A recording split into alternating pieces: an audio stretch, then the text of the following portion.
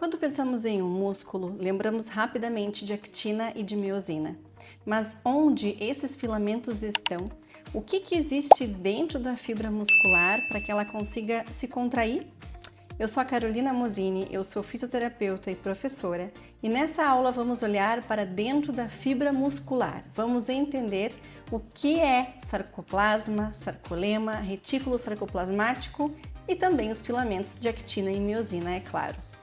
Porque antes da gente entender como o músculo se contrai, a gente precisa entender como que ele está organizado. Vamos começar? Nós terminamos a aula anterior falando sobre os sarcômeros e a gente vai começar aqui justamente conversando e relembrando sobre essa estrutura que a gente conversou anteriormente.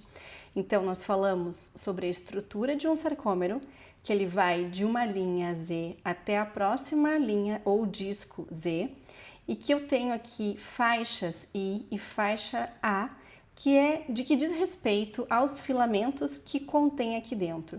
Então, a faixa clara, também chamada de faixa I, e atenção, por que é chamado de faixa I? Eu sempre tinha essa curiosidade, porque ela é isotrópica à luz polarizada, por isso que ela tem a letra I de isotrópica. E nessa faixa ou banda, alguns livros podem trazer como banda I, também está correto, ela contém apenas filamentos de actina. Já a faixa mais escura, que são as faixas chamadas de A, que vem daqui, ó, até aqui, contém filamentos tanto de miosina como de actina, mas não em toda ela. Nas extremidades, vocês percebem que a faixa A ela é levemente mais escura e é nessas áreas aqui onde a gente tem a sobreposição dos filamentos de actina e de miosina, e aqui no meio, que é chamado de banda H ou faixa H, eu só tenho a miosina, tá bem? E por que ela chama de faixa A? Porque ela é anisotrópica à luz polarizada, por isso que recebe a letra A para seu nome, certo? Entendido isso, que é só recapitulando o que a gente falou na aula anterior, a gente vai agora começar a falar sobre os filamentos. Então, eu tenho um filamento que é o filamento de miosina. E o filamento de miosina, ele é formado por duas cadeias pesadas e por 4 cadeias leves, como vocês estão vendo aqui nessa imagem. Então, eu tenho 6 cadeias polipeptídicas, sendo 2 pesadas, que elas ficam enroladas num formato de uma espiral, portanto, elas formam isso como a gente chama de dupla hélice, constituindo assim a cauda do filamento de miosina. Essas caudas, quando chegam aqui próximo de uma das suas extremidades, elas se dobram e se separam, formando assim as 2 cabeças da miosina. Cada cabeça recebe 2 cadeias leves, totalizando então as 6 que a gente comentou a recém, certo? Mas como que isso aqui fica disposto, Carol? Fica disposto da seguinte forma: em um filamento de miosina, que é este que está aqui embaixo, ó, na seta que eu estou mostrando, aqui dentro existe uma sobreposição, um agrupamento das caudas, né? Constituindo aquilo que a gente chama de corpo do filamento da miosina, tá? Então, aqui eu tenho o corpo, ó, formado pelas caudas, e quando eu tenho a saída desta cauda, né, desse filamento, dessa parte de baixo para fora, eu tenho uma região que a gente chama aqui, ó, de dobradiça, porque ela se dobra para fora, fazendo com que as cabeças fiquem sempre para fora deste grande filamento, certo?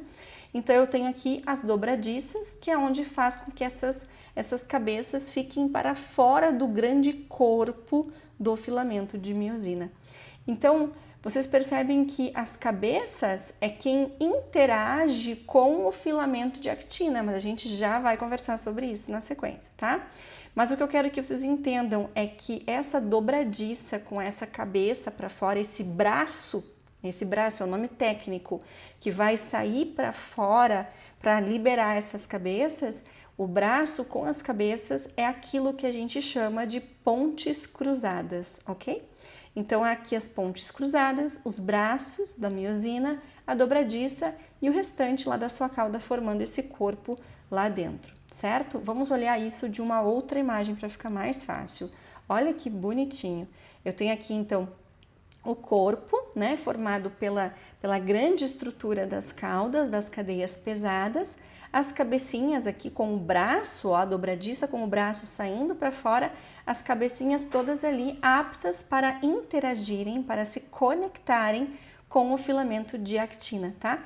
Então, aqui na zona central, ó, fica apenas uma parte da cauda, né, com as suas cadeias pesadas, formando esse corpo, perfeito? Muito bem, esta é a miosina. Agora vamos falar da actina. A actina ela é composta por 3 partes, né? É composta pelos monômeros, né, ou pelos glóbulos, né, que a gente chama de actina, os monômeros de actina, que são as bolinhas, vamos assim dizer, tá? Isso fica agrupado, formando então os filamentos de actina. Como que isso aqui fica agrupado, né? Graças a proteínas como a nebulina e a tropomiosina, não confunda o nome, aqui é tropomiosina, que elas ficam auxiliando esses monômeros, né, a ficarem conectados, como vocês percebem aqui, tá? Então, esses filamentos de actina, eles acabam formando 2 cordões em hélice e que ficam agregados, né, firmes, estruturados, graças a essas proteínas alongadas do citoesqueleto, que é a nebulina e a tropomiosina, que é esse filamento compridinho que vocês estão vendo aqui, tá bem? Mas junto com a tropomiosina, eu tenho a troponina, que é essa amarelinha aqui, certo? Essa troponina, ela tem afinidades, uma afinidade pela actina, uma afinidade pela própria tropomiosina e uma afinidade pelos filamentos de cálcio.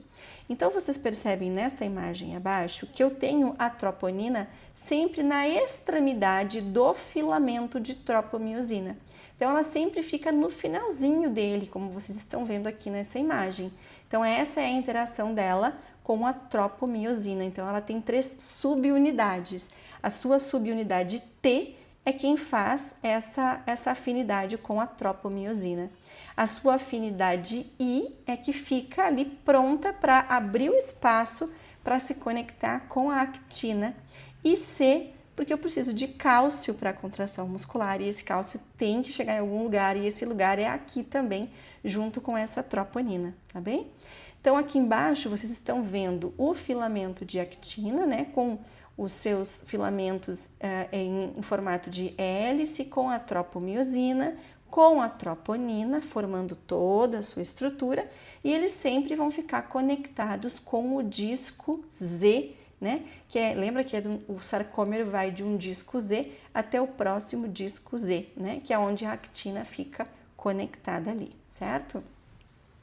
Então, aqui eu tenho uma imagem gerada por IA, que é uma imagem esquemática para a gente entender como é que isso acontece. Então, aqui, ó, eu tenho um disco Z de um lado, um disco Z de outro lado, então isso é um sarcômero, vai ter outro na sequência e assim vai indo, certo? Aqui eu tenho um filamento de actina, ó, o azulzinho, que está conectado ao disco Z, certo? Todos conectados ao disco Z. Opa! E aqui eu tenho no meio no meio a miosina, com as suas cabecinhas aqui para fora, percebe? Então, lembrem das bandas agora. Lembra que a gente tinha a banda I? A banda I era só onde a gente tinha actina. Então, era só esse pedacinho aqui. Aqui, aonde eu tenho a sobreposição daqui até aqui, eu tenho a A. E aqui no meio, onde eu tenho só miosina, é a H, que a gente comentou na aula anterior, tá? De forma relaxada, o músculo fica assim, com este comprimento. Quando o músculo se contrai, vocês percebem que existe um encurtamento deste sarcômero, do comprimento deste sarcômero, fazendo com que os filamentos se atraiam entre si, né? Então, eles se entrelaçam, eles se aproximam mais. Então, o comprimento do sarcômero reduz, e é isso que acontece quando o músculo fica contraído. Mas como é que eles ficam assim, lado a lado, nessa disposição? Carol, como é que a miosina fica solta aqui. Aí eu já vi que a actina fica presa no disco Z, eu já vi que eu tenho a tropomiosina que segura ela, que eu tenho a troponina que ajuda a segurar. Mas como é que o filamento de miosina fica aqui, aparentemente solto aqui no meio? Ele não fica solto, é aí que você se engana. Existe uma proteína chamada tinina, que ela é como se fosse uma mola. Então aqui numa outra imagem esquemática, não é vida real, é esquemática, eu tenho aqui, ó, o filamento da miosina, né, que faz com que fique preso, né, como se fosse uma mola até a esse disco Z. Então isso é um posicionamento extremamente preciso, tanto da actina quanto da miosina, isso não é por acaso, é mantido por essa tinina, que é a maior molécula de proteína do corpo humano, tem uma ação de mola, uma parte fica ancorada, né, no disco Z e a outra parte ela fica mais flexível, permitindo esse alongamento e esse encurtamento, graças a isso que acontece essa facilidade, né, essa flexibilidade do sarcômero, ok? Então, olhando na vida real, imagem de livro de fisiologia do Guyton, funciona assim, ó. Eu tenho aqui, ó, um disco Z, o outro disco Z, então eu tenho os filamentos de miosina aqui no meio, bonitinho com as suas cabecinhas, eu tenho os filamentos de actina em formato de hélice, como a gente viu, né? As bolinhas ali representando a troponina, que é aquela que tem as 3 subunidades, a amarelinha daquela figura que a gente comentou antes, e eis aqui a nossa molinha, que é a tinina, ó, que ela garante que a miosina fique também estruturada lado a lado com a actina e presa no disco Z. Quando essa mola se encurta, é quando o músculo ficou contraído. Quando essa mola se distende, o músculo está relaxado. Então é graças a isso que acontece essa contração muscular com tanta precisão. Vai dizer que isso aqui não é maravilhoso, né, gente? No meio, lembrem que no meio onde eu só tenho miosina, eu tinha aquela banda H e no meio dela uma linhazinha que é a linha M, comentamos isso na aula anterior, quando eu mostrei a estrutura do sarcômero em detalhes mais específicos para vocês, tá bem? Agora, essa actina e essa miosina que ficam dentro do sarcômero, que fica dentro de uma fibra muscular que a gente está vendo aqui, isso não fica, né, voando ali dentro, né? Eu tenho um envolvimento do sarcoplasma, que é a grande matriz onde as miofibrilas todas ficam suspensas, né? Então isso funciona como se fosse um motor metabólico, tem muita mitocôndria aqui. Mitocôndria, vocês já sabem, gera ATP, né? Então eu tenho componentes desse sarcoplasma, né? Eu tenho uma matriz muito fluida, que tem muito potássio, muito magnésio, muito fosfato, que são muito importantes para a contração muscular. Eu tenho múltiplas enzimas proteicas que são aí dissolvidas em abundância, né, nesse ambiente. E eu tenho, como vocês estão vendo claramente na imagem, muitas mitocôndrias, né, que ficam sempre paralelas às miofibrilas para fornecer, né, rapidamente esse ATP, né, para a contração muscular, tá bem? E eu também tenho o retículo sarcoplasmático com os seus túbulos T, como a gente comentou um pouquinho na aula anterior e vamos comentar um pouco melhor agora. Eu diria que esse retículo sarcoplasmático é o grande controle, porque é ele que regula a concentração de cálcio dentro da célula muscular e que ele, portanto, vai ser fundamental para a contração muscular. Sem cálcio a gente não contrai os músculos, né? Então vocês percebem aqui, ó, que o retículo sarcoplasmático ele é formado pelo túbulo, esse túbulo T, que ele invagina para dentro da membrana. Tem as cisternas, né, terminais, que ficam do retículo sarcoplasmático, né, e o próprio retículo sarcoplasmático. Então aqui eu tenho as miofibrilas, desculpe, aqui eu tenho as cisternas e os túbulos T, né, aqui dentro vocês estão vendo os filamentos, ó, de actina e de miosina. Então eu tenho um revestimento que permite, né, que esse cálcio chegue até aqui. Lembra que tinha a troponina da actina que interagia com o cálcio? Da onde é que vem esse cálcio? Daqui. É graças ao retículo sarcoplasmático que o cálcio chega até esse ambiente, tá?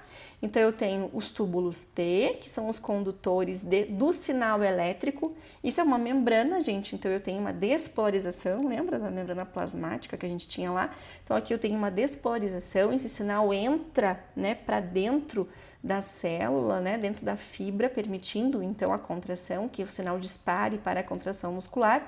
Esse retículo sarcoplasmático, né, que regula o armazenamento, liberação, né, de cálcio.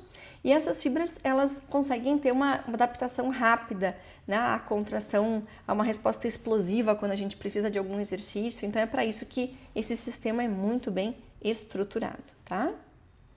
Agora, como é que essa estrutura funciona na hora da contração muscular? Como que acontece a excitação para esse músculo ser contraído? Onde é que vem o estímulo? Onde é que o cálcio entra? Como que libera? Como é que os músculos são excitados? Esse é o assunto da nossa próxima aula. Então fica comigo aqui, que a gente vai comentar agora sobre como os músculos são excitados, como ocorre a contração muscular e todos os processos envolvidos na fisiologia do sistema muscular.